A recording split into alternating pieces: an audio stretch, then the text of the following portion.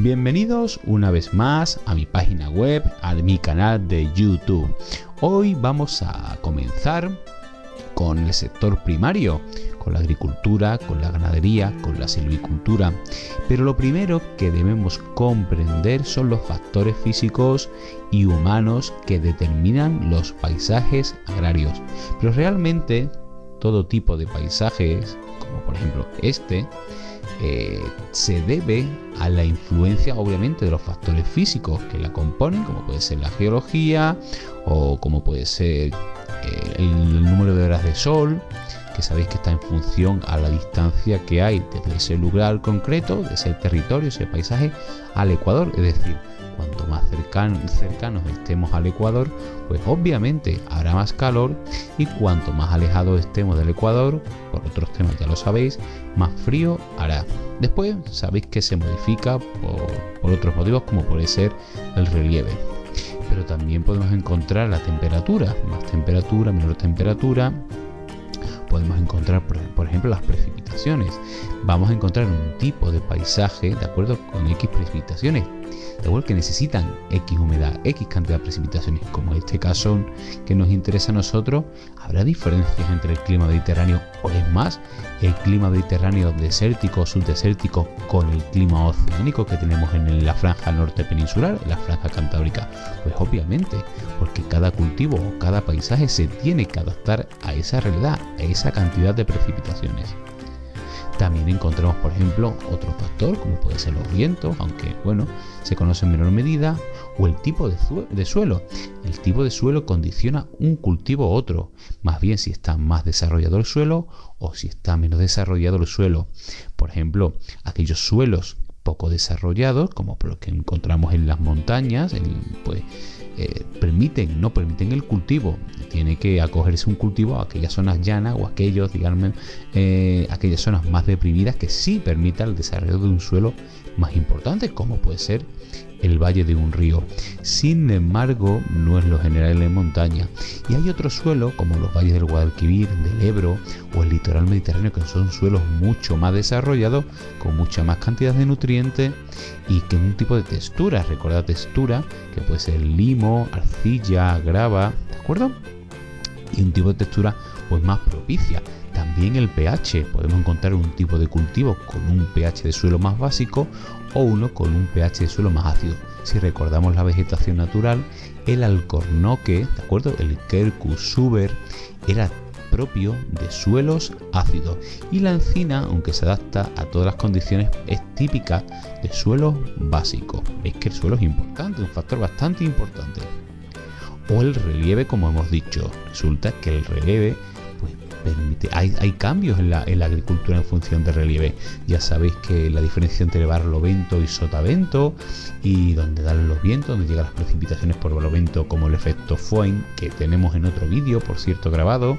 O podemos encontrar la solana y las umbrías. Sabéis que aquellas zonas de montaña que dan al norte, pues dan muchas menos horas de sol, porque sabéis que el sol sale por el este y se pone por el oeste.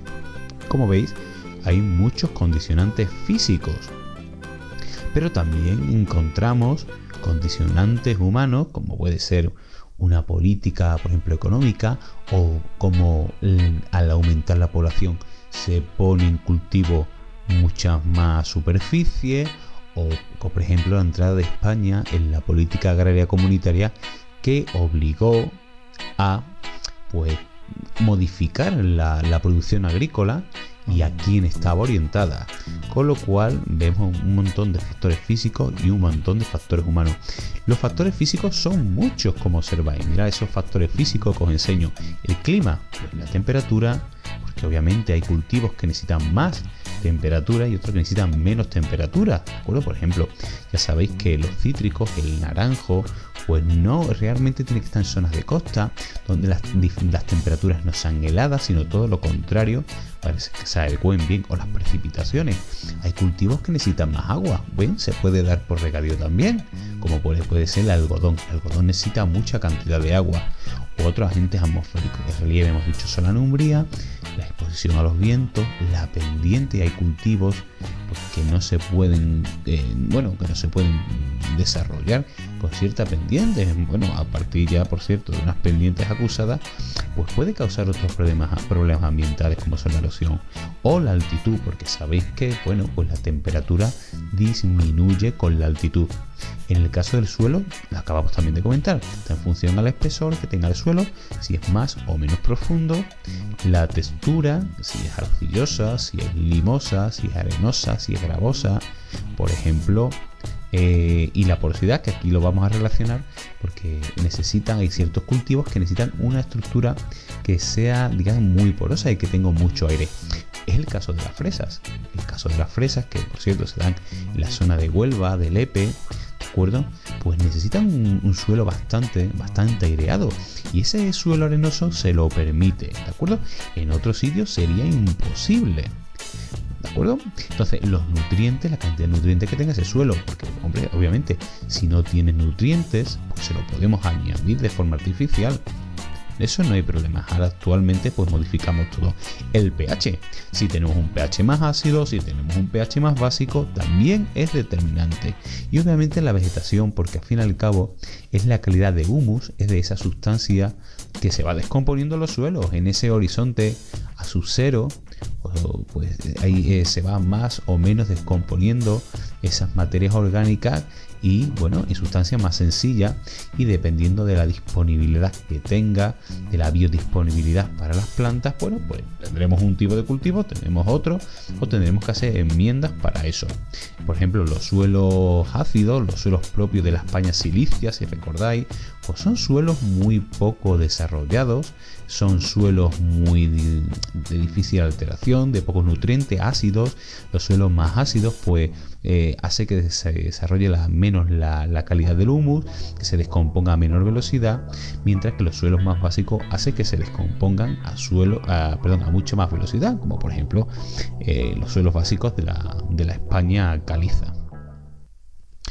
Y por ejemplo, miréis ese tipo de suelo, o esas terrazas de Naranjo en Valencia, que son, como no se podía cultivar en pendiente, normalmente en montaña o media montaña, pues se hacen aterrazamientos, pequeñas terrazas, se cogían los bulldozers, se construye de forma artificial y se creaba un muro de piedra que sostenía esa terraza. Como veis en la foto, esta es la zona de Xàtiva, de Valencia, la foto es mía, pero se han olvidado o no quieren trabajar los muros y obviamente hay procesos erosivos importantes.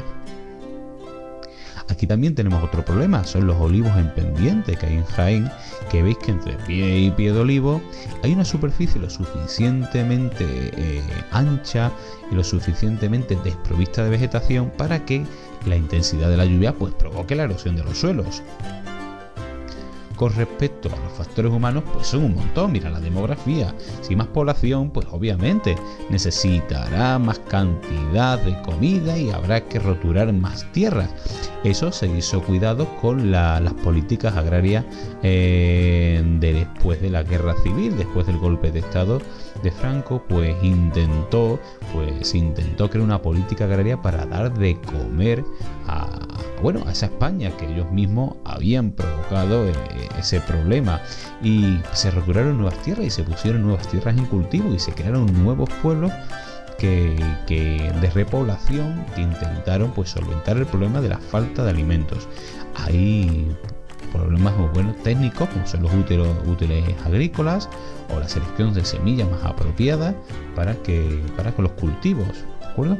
O en este caso también estamos hablando de la corrección de las limitaciones, porque ya sabéis que en Almería, que tiene un clima subdesértico donde las precipitaciones son de menos de 250 milímetros por metro cuadrado al año, pues se corrige mediante los riegos, o bien por goteo, o por aspersores, o como se hacía antiguamente, porque el riego por goteo es muy reciente, de los años 90.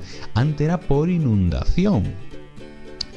También factores económicos, pues las condiciones del país, como hemos comentado con la época de la posguerra, ¿de acuerdo? O los productos demandados. Pues ahora está muy de moda, pues debido a las culturas japonesa que se ha implementado, de las gastronómicas, pues que se consuma sushi, sashimi, y sabéis que eso lleva asociado a aguacate. Bueno, pues ahora nos ha dado en la costa mediterránea del sur del Mediterráneo, realmente la Costa del Sol, por ejemplo, la de Granada, pues plantar pues muchos de estos tipos de productos porque están demandados. Sociales, pues tipos de propiedad, ¿vale? De régimen de tenencia, pues el régimen de tenencia ya sabéis que es si es el propietario de la tierra, si es en alquiler, ¿de acuerdo? O si es arrendado, vamos, como un piso, o si es a parcería. La parcería ya también lo hemos hablado seguramente, que se trata que el dueño de la tierra recibe un tanto por ciento de lo que el agricultor produce, pues que dan, oye, un 20%, un 30% de lo producido. Sin embargo, bueno, pues ya veréis durante el tema, ya investigaréis que eso pues se va, ya prácticamente no existe esa parcería. También políticos, las reformas agrarias que se han llevado a cabo durante, bueno, toda la vida y las que se están llevando a partir de que hemos entrado a la Unión Europea mediante las políticas agrarias comunitarias que, bueno, que están enfocadas a programas concretos, a desarrollar ciertos cultivos o orientados a la pesca, ¿de acuerdo? Y que van cambiando, porque en la Unión Europea va cambiando cuáles son sus objetivos, y hoy tenemos una cosa y mañana tendremos otra, ¿de acuerdo? O históricos, los orígenes de los cultivos. En el caso, recordad, y no lo podéis olvidar, que de la península ibérica tenemos un cultivo histórico que se denomina unos cultivos históricos, que es la trilogía mediterránea, que es el cultivo de los olivos, del cereal y de la vid. Espero que os haya gustado este post, es simplemente una introducción. Creo que os va a servir para introduciros en este nuevo tema, que es realmente sencillo y que tenéis que conocer porque, bueno, es el país donde nosotros, bueno, en nuestro caso, el que nos vea de fuera, pero en nuestro caso es el que nosotros vivimos, y el que viene de fuera para que conozca mejor lo que es nuestro país. Muchas gracias, buenas tardes, y espero que os haya gustado. Si es así, no olvidéis compartir. Un abrazo.